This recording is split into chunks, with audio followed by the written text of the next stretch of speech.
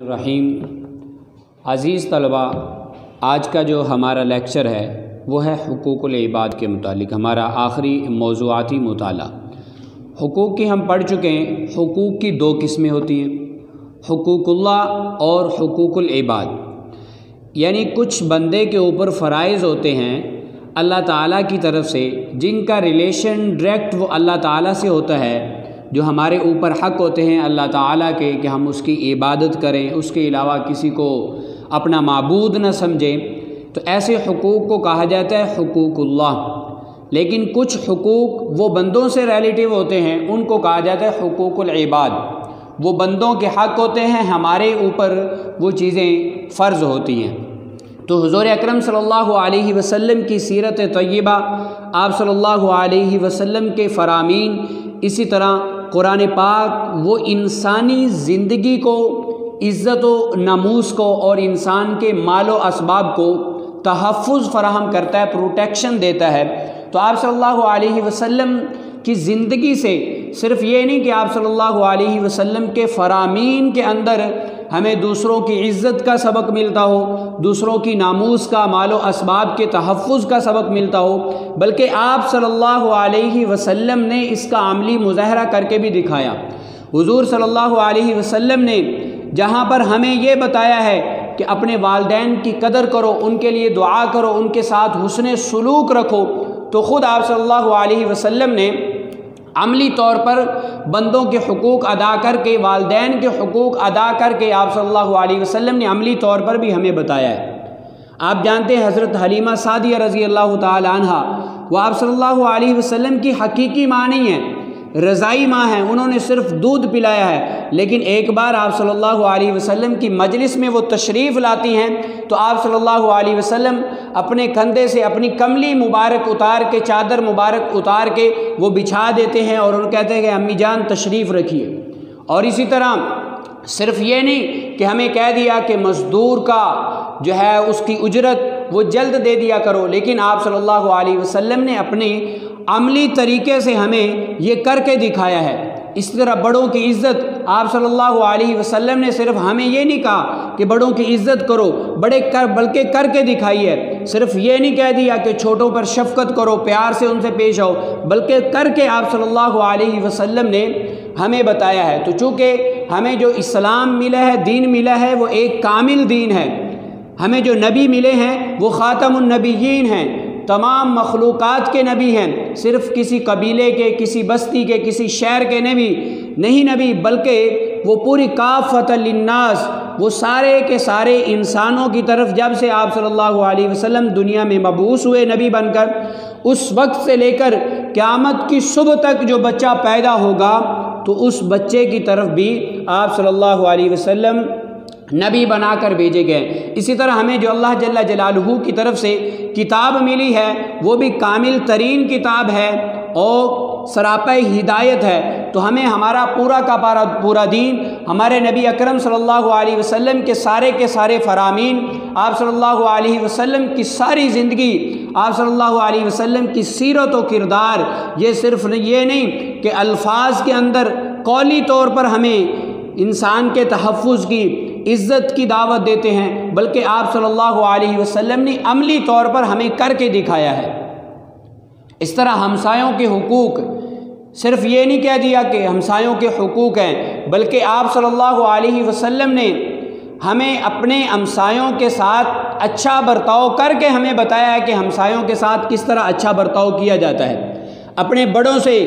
اچھے طریقے سے پیش آ کے ہمیں آقا مدنی صلی اللہ علیہ وسلم نے بتا دیا کہ بڑوں سے یا پڑوسیوں سے کس طرح پیش آیا جاتا ہے۔ اسی طرح آپ صلی اللہ علیہ وسلم نے صرف یہ نہیں کہ قولی طور پہ کہہ دیا ہو کہ اللہ تعالیٰ کی عبادت کرنا، اس کے حقوق ادا کرنا، حالانکہ آپ صلی اللہ علیہ وسلم کی ذات تو وہ ہے کہ ساری زندگی کوئی نیکی نہ کرتے، آپ صلی اللہ علیہ وسلم تو بخشے بخشائے ہیں، آپ تو ویسے ہی اللہ تعالیٰ کی طرف سے آپ کے لیے تو جنت لکھ دی گئی ہے، لیکن اس کے باوجود بلکہ امی جان عائشہ رضی اللہ تعالی عنہا نے ایک مرتبہ فرمایا، یا رسول اللہ آپ اتنی عبادت کیوں کرتے ہیں، ساری رات آپ قیام میں رہتے ہیں، نوافل ادا کرتے ہیں، آپ کے پاؤں مبارک میں ورم آ جاتا ہے، آپ کے پاؤں مبارک سو جاتے ہیں، تو فرمایا افلا اکون عبدا شکورا، کیا میں اللہ کا شکر گزار بندہ نہ بنوں؟ ٹھیک ہے، تو وہ تو حقوق اللہ کی بات ہے جو نبی صلی اللہ علیہ وسلم ہمیں کر کے بتا رہے ہیں۔ بہت سے احکامات ایسے ہیں جو نبی صلی اللہ علیہ وسلم کے لیے کرنا ضروری نہیں تھے، لیکن آپ صلی اللہ علیہ وسلم نے وہ اعمال کر کے ہمیں دعوت دی، ہمیں طریقہ سکھایا ہے کہ کس طرح تم نے اللہ تعالیٰ کے احکامات کو پورا کرنا ہے، حقوق اللہ کو پورا کرنا ہے، حقوق العباد کو پورا کرنا ہے۔ تو آپ صلی اللہ علیہ وسلم کے صرف ارشادات ہی نہیں بلکہ آپ صلی اللہ علیہ وسلم کی عملی زندگی بھی وہ ہمیں انسانی زندگی کی قدر کیا کرنی چاہیے، ناموس کی قدر، عزت کی، لوگوں کی عزت کی قدر کیا ہوتی ہے، یہ آپ صلی اللہ علیہ وسلم نے ہمیں اپنے عملی طریقے سے ہمیں یہ سمجھایا ہے۔ تو آپ صلی اللہ علیہ وسلم کی سیرت سے اگر ہم کچھ اخذ کرنا چاہیں تو ہمیں حقوق العباد جگہ جگہ پہ نظر آئیں گے۔ کہیں ہمسایوں کے ساتھ اچھے سلوک کی آپ صلی اللہ علیہ وسلم نے ترغیب فرمائی، کہیں پر بڑوں کے ساتھ اچھا سلوک کرنے کی ترغیب فرمائی، بلکہ فرمایا کہ وہ بندہ بڑا ہی بدبخت ہے کہ جس کے والدین اس کو بڑھاپے کی حالت میں نصیب ہو گئے، والدین میں سے دونوں یا ایک، اور وہ بندہ بڑا بدبخت ہے کہ اس نے ان کی خدمت کر کے جنت کو اپنے اوپر واجب نہیں کروا لیا۔ اور اسی طرح فرمایا کہ مزدور کا پسینہ خشک ہونے سے پہلے پہلے ہی اس کی مزدوری دے دو، یہ اس کا حق ہے، اس بندے کا حق ہے۔ اور صرف یہ نہیں کہ ہمیں بتا دیا کہ قیدیوں کے ساتھ اچھا سلوک ہونا چاہیے، بلکہ آپ صلی اللہ علیہ وسلم نے اپنی عملی زندگی سے ہمیں بتا دیا، قیدیوں کے ساتھ اچھا برتاؤ کر کے ہمیں بتا دیا۔ عورتوں کے ساتھ آپ صلی اللہ علیہ وسلم کے آنے سے پہلے عورتیں دنیا کے اندر ایک ذلیل ترین جنس سمجھی جاتی تھی، ایک ذلیل ترین صنف سمجھی جاتی تھی، اور جو مخصوص ایام ہوتے ہیں عورتوں کے ان کو بالکل گھر سے علیحدہ کر دیا جاتا، کسی کمرے میں بند کر دیا جاتا، ان کے ہاتھ کا کھانا جو ہے وہ نہیں کھایا جاتا تھا۔ لیکن آپ صلی اللہ علیہ وسلم نے آ کر ہمیں بتا دیا کہ وہ بھی اگرچہ ظاہری طور پر وہ نجس ہے لیکن اتنی بھی نجس نہیں ہے جس طرح اہل عرب سمجھتے تھے۔